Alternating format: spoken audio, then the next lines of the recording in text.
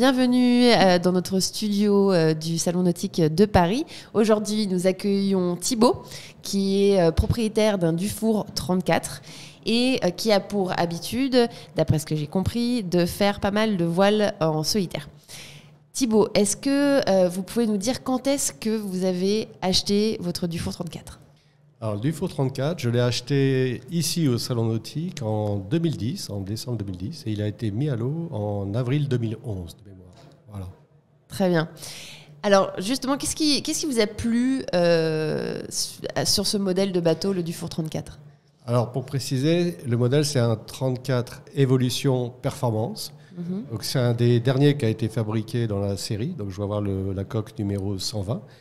Et ce qui m'a plu, c'est que je cherchais à la fois un bateau agréable en croisière, mais qui soit aussi performant et que je ne termine pas dernier si je faisais des courses. Voilà, donc, et ça correspondait exactement à mon programme.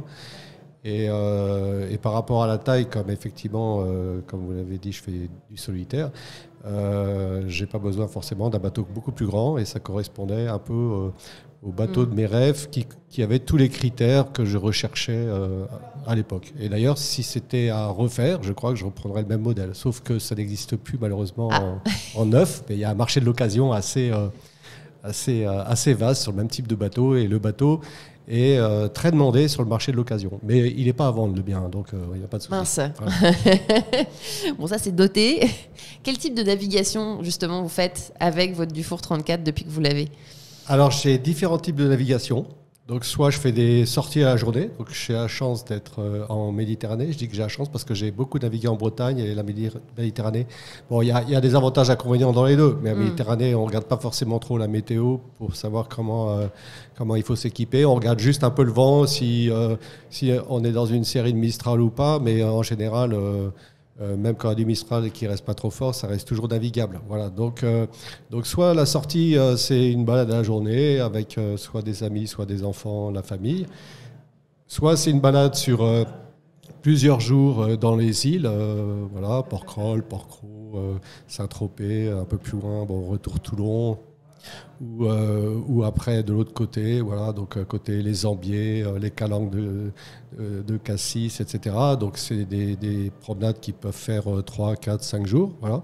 Soit c'est carrément un peu plus loin, donc c'est soit vers la Corse, aller-retour. Donc déjà, il faut prévoir un petit peu de temps pour faire les traversées. Et puis après, en Corse, il faut aussi se balader. Donc souvent, moi, ce que j'apprécie, c'est de faire le tour. Ou sinon, je préfère la côte ouest et descendre...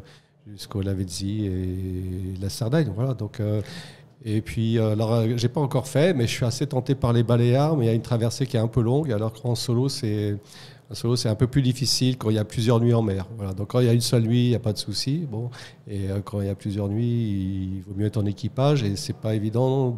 Moi, si je fais du solo, c'est pas par dirais-je, conviction, c'est plus par la difficulté de trouver les bonnes fenêtres pour avoir un équipage, la bonne fenêtre météo, les bonnes dates par rapport au boulot, etc. Donc, ce qui n'est jamais évident. Donc, parfois, ça arrive, mais en fait, souvent, je le fais en solo. Et justement, quelles sont vos joies en mer en solo ? Déjà, on est seul.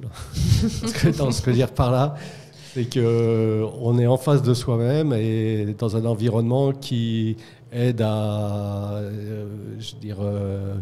réfléchir sur la beauté de tout ce qui entoure et là c'est fabuleux. Donc une traversée en solo, quand vous regardez la mer, vous vous en lassez jamais. Quand vous voyez les dauphins danser autour de vos bateaux, vous vous en lassez pas. Bon, le paysage change en permanence, même si vous êtes toujours en mer, et il n'y a jamais, moi j'ai jamais une seconde d'ennui en solo, et vous pensez à énormément de choses et dans un environnement qui est merveilleux jour et nuit. Voilà. Mais justement, pour profiter de cet environnement qui est absolument merveilleux, hein, il fait rêver quand même beaucoup de personnes sur la planète.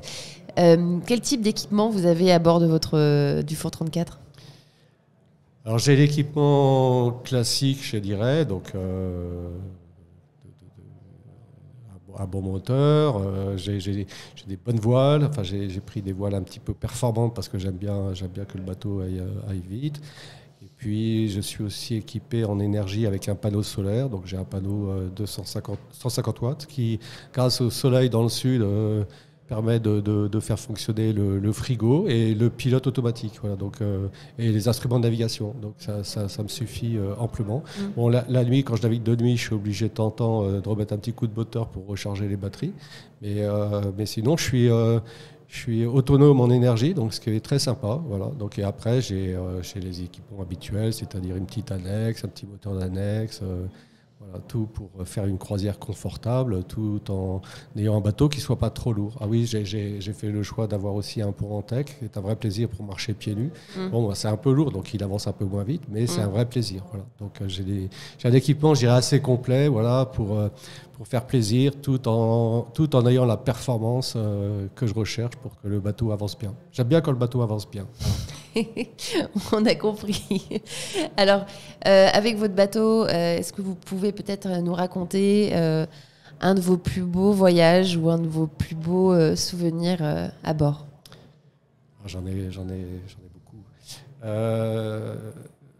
L'été dernier, j'ai un beau souvenir, c'est que je suis parti de Toulon pour aller en Corse et j'étais plutôt parti pour aller sur la côte ouest et en fait j'ai eu un faux départ, donc j'avais oublié un sac, donc j'ai fait un aller-retour pour aller récupérer un sac et ça m'a fait perdre 3 heures, 4 heures. Donc après je me suis dit que j'avais déjà 4 heures de navigation éveillée, donc pour pas prendre de risques, au lieu d'aller vers l'ouest jusqu'à Propriano, golfe de Valinco, je me suis dit, bon, bah, je vais aller direct vers la Revelata, donc c'est Calvi. Et je me suis retrouvé bord à bord avec un voisin de ponton. Je savais qu'il partait dans le même créneau horaire à peu près dans lequel je me suis retrouvé en partant en retard. Voilà. Et c'était un Centurion, un bateau, donc c'est un 45 pieds, donc un bateau qui est censé marcher beaucoup plus vite. Et là, j'étais content, c'est que quand la nuit commence à tomber, quand j'ai passé Port-Crawl, parce que pour aller en Corse de Toulon, on passe au large de Port-Crawl, je vois qu'on restait bord à bord. Donc là, je me dis, bon, c'est quand même sympa pour avoir 10 pieds de différence de bateau, arriver à la même vitesse avec un bateau qui marche bien. Et on a fait toute la nuit comme ça. Bord à bord. Voilà, quasiment bord à bord. Bon, je trichais un peu parce qu'une fois de temps en temps, je mettais un petit coup de moteur pour mes batteries, voilà. On le gardera entre nous. Voilà. Et je sais qu'ils étaient plusieurs à bord, donc eux ils se relayaient pour dormir et moi dans ces cas-là je reste réveillé complètement toute la nuit. Bon, et là la nuit était fabuleuse parce que j'ai fait 6 nœuds 9 de moyenne, ce qui est pas mal, hein. Donc sur la traversée sans quasiment mettre le moteur que pour recharger un petit peu les batteries. Voilà. Donc ça a été extraordinaire, avec une expérience extraordinaire. C'est rare de descendre avec un vent de travers tout au reaching, voilà, pour faire cette traversée dans ce sens-là. Donc ça, c'est un très bon souvenir. Un autre que j'ai eu, qui était fabuleux aussi, c'était de mes premières traversées pour aller en Corse, avec un lever de soleil. Alors là, j'allais directement sur Salezia avant le Saint-Florent, en fait, donc après le désert des Agriates. Et au lever de soleil, j'ai eu un banc de dauphins qui a commencé à nager autour du bateau, le lever de soleil au-dessus du Cap Corse. Et là, on commençait à sentir l'odeur de la terre, l'odeur du maquis avant de voir la terre. Et là, c'est extraordinaire parce que vous êtes dans un autre monde. Voilà. Donc, et je pense qu'il n'y a que le bateau et la mer qui permettent de vivre ces instants uniques. Merci beaucoup Thibaut pour votre témoignage et d'avoir répondu à toutes ces questions. Je vous souhaite un bon salon. Merci beaucoup. Et peut-être très bientôt. Ok, merci. Au revoir.